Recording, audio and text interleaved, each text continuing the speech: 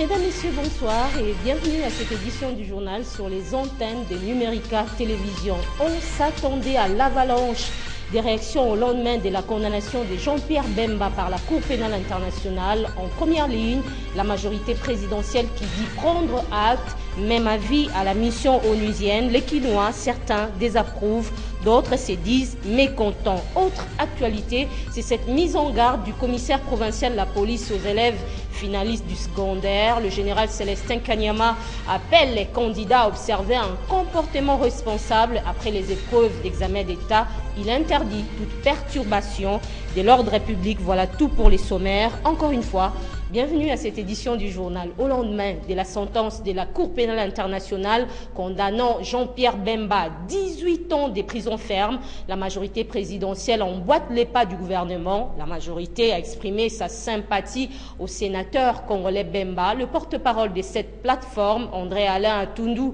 dit avoir pris acte de cette décision, d'autant plus qu'elle n'était pas partie prenante. La majorité lui souhaite de passer victorieusement cette épreuve. En tout cas, sans ironie, le porte-parole de l'AMP indique que sa plateforme politique n'a cependant aucun intérêt à exprimer une satisfaction quelconque ou une désapprobation.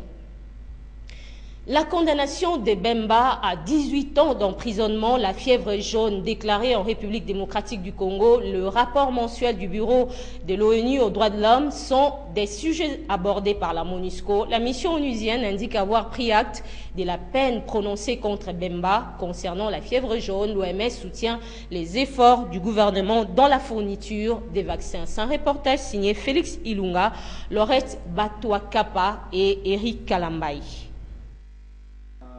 Salut les efforts du gouvernement. Jean-Pierre Bemba écope de 18 ans d'emprisonnement, peine infligée par la Chambre de première instance 3 de la CPI. La mission onusienne dit avoir pris acte de cette condamnation et souligne que l'accusation et la défense ont la possibilité d'interjeter appel.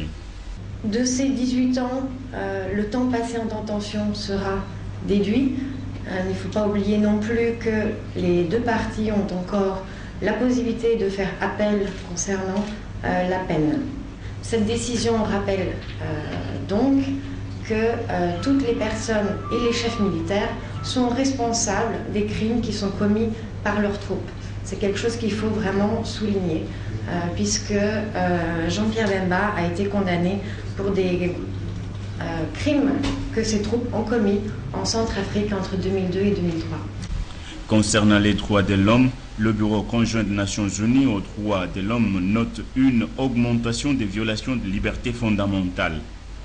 Au sujet de l'épidémie de la fièvre jaune confirmée dans 3 provinces de la République démocratique du Congo, l'OMS, Organisation mondiale de la santé, affirme soutenir le pays dans la fourniture des vaccins.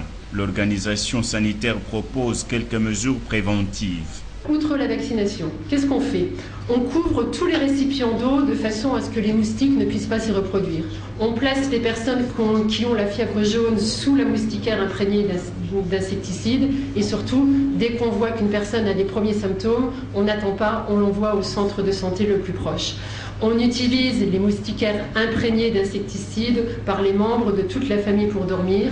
Et puis aussi, donc, on se fait vacciner auprès des services de l'hygiène aux frontières, surtout avant de se rendre en Angola, car c'est un pays qui est actuellement très touché par l'épidémie. Il y a des cas autochtones en RDC, donc des cas qui sont nés ici, mais l'épidémie est aussi très présente actuellement en Angola. Près de 2 millions de personnes ont été vaccinées à Kinshasa et au Congo central contre la fièvre jaune. Plus d'1 million de doses sont attendues afin de poursuivre la riposte vaccinale à Kinshasa et au Kwango. Affaire Bemba CPI toujours. Comment réparer les préjudices subis par les victimes? Un technicien du droit explique le mécanisme d'indemnisation des victimes conformément au statut au traité des Roms et une éventuelle réduction des peines infligées à Jean-Pierre Bemba. Maître Roger Wendy est interrogé par Yannick Bouyamba. La loi congolaise veut qu'en matière pénale, chacun soit poursuivi individuellement. Vous entendez le principe qui dit l'infraction est individuelle.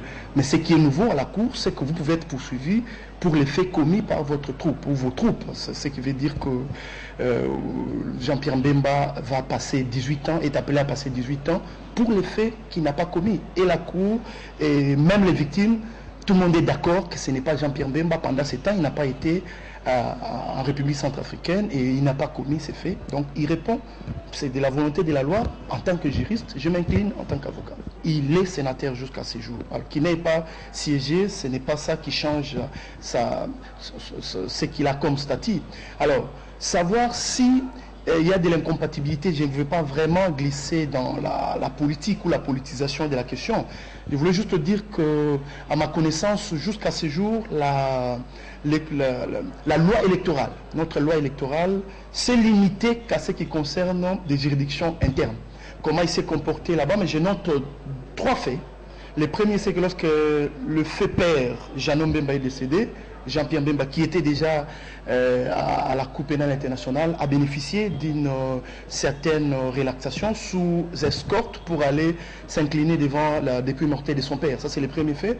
Le deuxième, c'est lui qui peut jouer. Le premier va jouer à sa faveur, le deuxième à sa défaveur. C'est qu'au jour d'aujourd'hui, hormis les procès pour lesquels il venait d'être condamné, Jean-Pierre Mbemba est poursuivi pour il y a une deuxième instance qui s'est ouverte contre lui, l'affaire subordination des témoins. À la lumière de cet article, si Jean-Pierre Mbemba, qui a été reconnu coupable, viol et tout ce qui lui est reproché, les crimes qui sont mis en sa charge, si il n'arrive pas, par son patrimoine personnel, à pouvoir réparer les préjudices par lui causés ou causés par ces hommes indirectement, les fonds spéciaux de réparation vont être utilisés pour réparer les préjudices qui ont été causés par les éléments de Jean-Pierre Mbemba.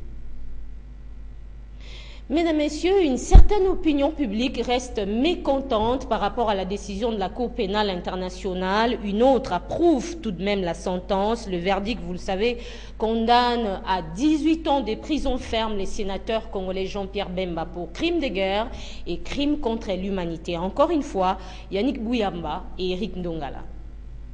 Dans le cadre de cette procédure, des réactions restent diverses. Si certains applaudissent la décision de la Cour, d'autres par contre s'allient aux propos du MLC qui qualifie la sentence de politisée. Mais Jean-Pierre est politicien.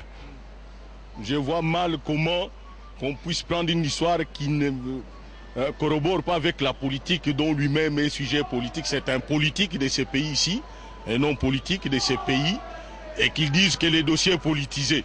Mais c'est pour des raisons politiques que lui se retrouve là-bas, parce que tout est politisé. Donc Jean-Pierre, quand on le voit, on voit la politique. De toute évidence, personne ne souhaite se réjouir du malheur de l'autre. La condamnation du sénateur Jean-Pierre Mbemba Gombo par une instance judiciaire internationale est prise de mauvais œil. Nous sommes très touchés, nous les Congolais.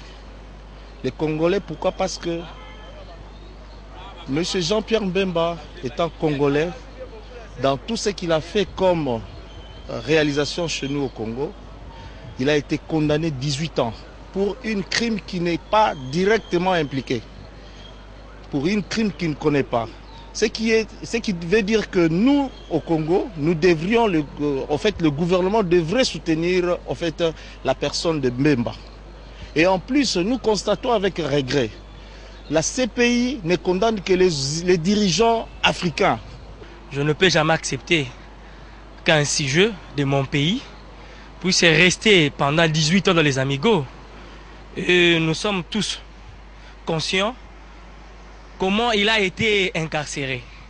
Donc en tant que Congolais, je ne suis pas vraiment content qu'il soit écopé de 18 ans d'emprisonnement. Jean-Pierre Mbemba a été reconnu coupable de 2 chefs de crimes de guerre, meurtre et viol, commis en République centrafricaine entre octobre 2002 et mars 2003. On passe à autre chose. 68 cas de fièvre jaune ont été confirmés en République démocratique du Congo, précisément dans les provinces de Kinshasa, Congo central et Kwango. Des équipes de Médecins sans frontières sont à pied d'œuvre pour la prise en charge de ces cas. Ils interviennent dans la vaccination et la lutte antivectorielle. Elisabeth Fanga, coordinatrice d'urgence de MSF sur la fièvre jaune, est interrogée par Bienvenue Babois et Théodore Chitolé. Donc nous, on s'est positionné sur Kinshasa et dans le Congo central depuis déjà plus de 2 mois. Et notre intervention dans les 2 lieux a été choisie sur la base de où il y avait des cas qui s'étaient présentés. Et donc on a travaillé dans le Congo central en étroite collaboration avec le ministère de la Santé et l'OMS pour contribuer à la grande campagne de vaccination qui a eu lieu entre le 24 mai et le 4 juin.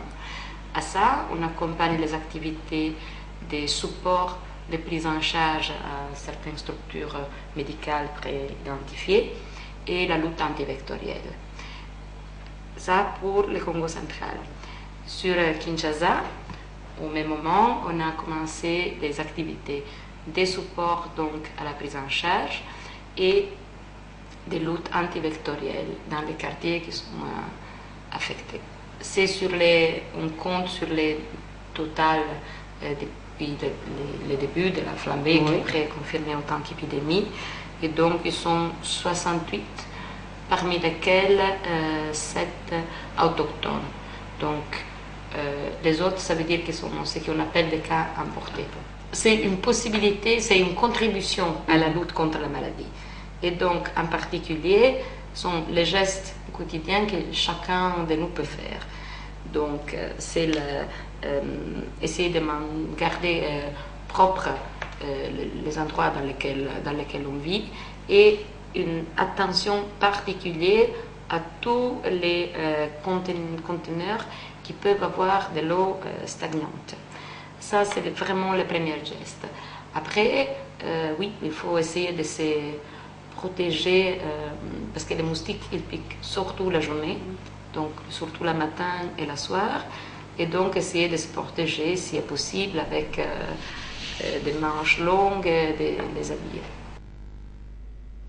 Le président de la Commission électorale nationale indépendante a pris part à la 52e assemblée plénière ordinaire de la conférence épiscopale du Congo. Corneille Nangaa a fait l'état des lieux du processus électoral devant tous les évêques. Il est interrogé par Rachel Kichita.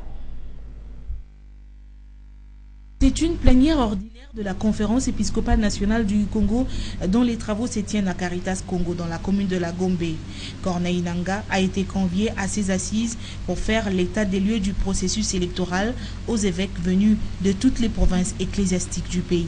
Nous avons été conviés à cette rencontre avec les évêques, les pères spirituels, parce qu'ils sont en assemblée générale de la Synco.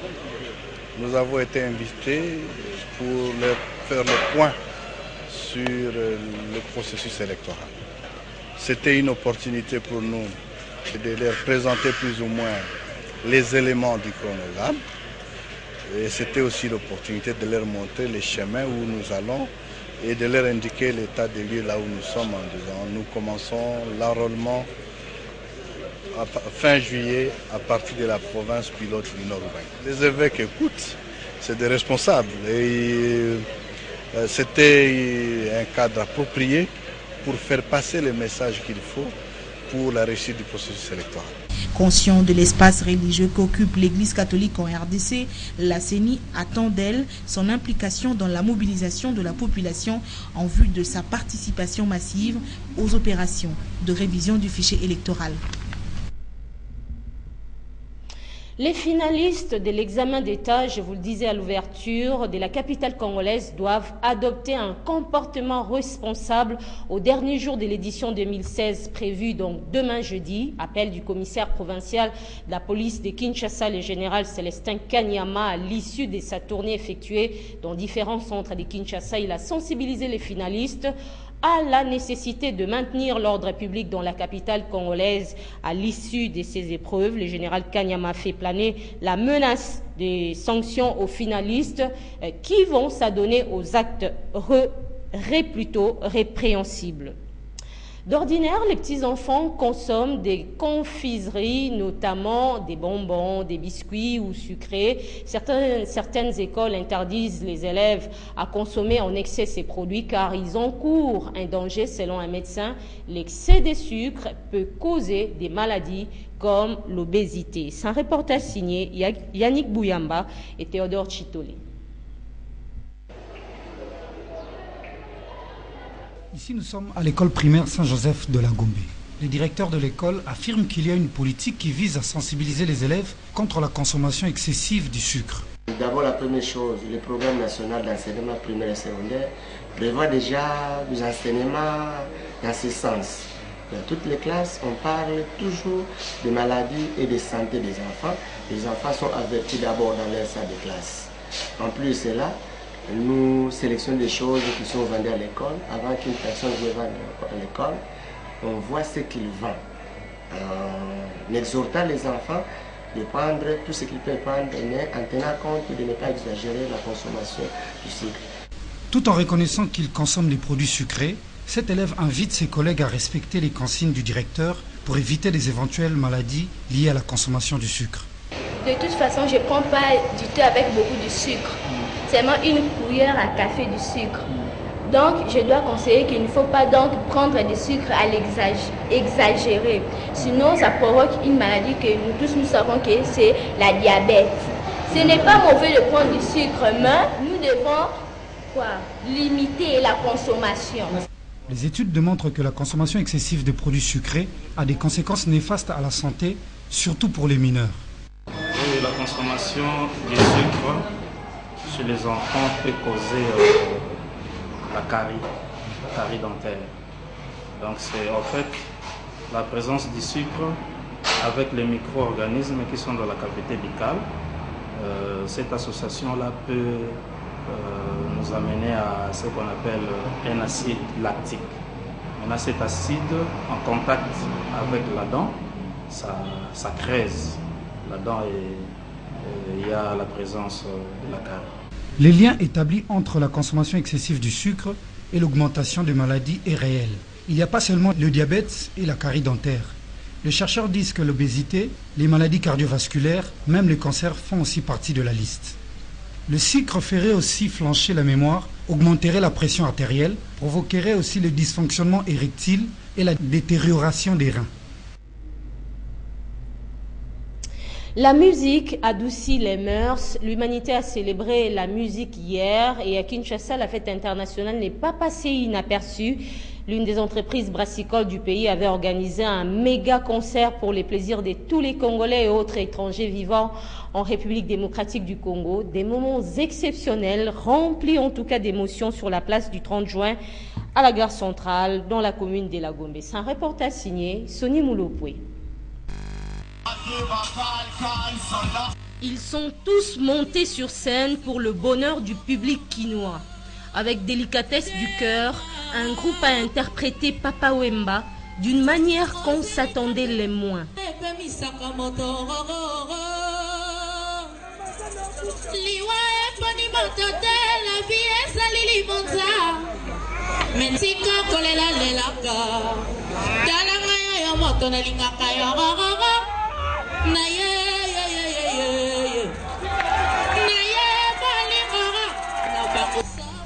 Des instrumentalistes à la chanteuse principale, ces filles ont réussi avec charme à offrir un spectacle captivant.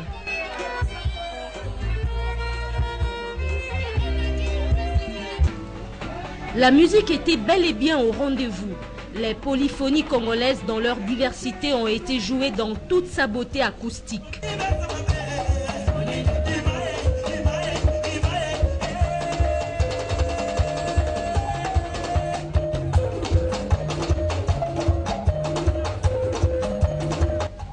Et personne n'est resté placide devant les différentes prestations.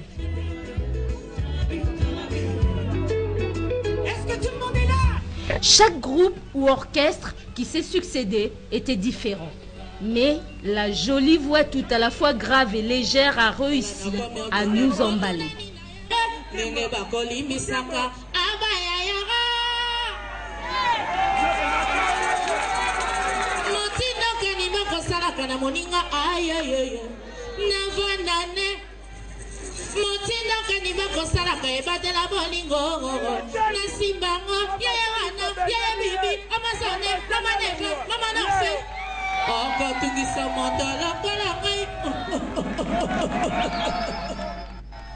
Une voix sublime, mesdames, messieurs. Sport à présent, à la Ligue nationale de football, le tout-puissant Mazembe a battu Desampé sur le score de 3-1. Cette victoire permet au tout-puissant Mazembe de consolider sa première place au classement avec 28 points, 3 de plus que Sanga Balende et V-Club de Kinshasa. Le team vert et blanc de la capitale termine le championnat avec 22 points.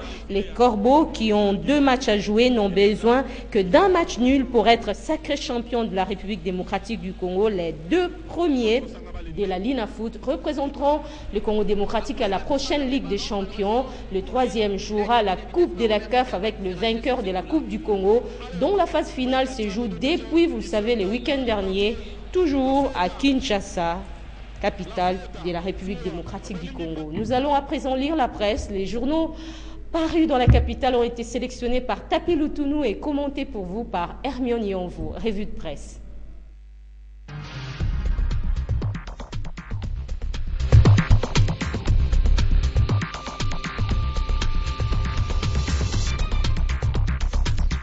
Reconnu coupable de crimes de guerre et crimes contre l'humanité par la Cour pénale internationale, les dépêches de Brazzaville indiquent que Jean-Pierre Bemba a été condamné à 18 ans de prison.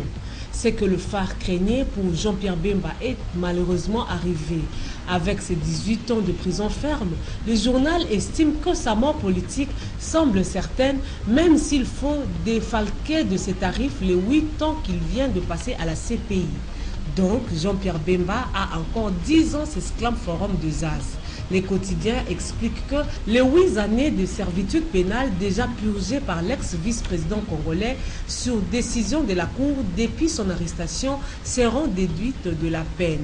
Selon la tempête des tropiques, les avocats du sénateur congolais comptent interjeter appel pour obtenir la réduction de la peine afin de lui permettre de reprendre sa vie politique. Géopolis Hebdo rappelle que Jean-Pierre Bemba a été déclaré coupable le 21 mars de la vague de meurtres et viols commis par ces milices en Centrafrique. Et ces retours de Jean-Claude Massangou sur la scène politique, l'avenir signale que l'ancien gouverneur de la Banque centrale du Congo a été investi président de l'ADECO. Il promet de se mettre à temps plein au service de la nation et de s'employer à œuvrer pour la recherche de la paix avec tous les voisins de la RDC ainsi qu'à la recherche de la sécurité à l'intérieur de nos frontières intérieures.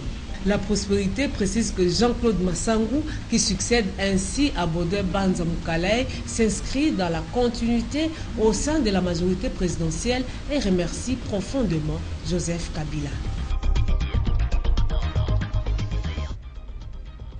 Voilà donc, mesdames, messieurs, c'est la fin de cette édition du journal. Merci de votre attention et très bonne suite des programmes sur Numérica Télévision. Au revoir.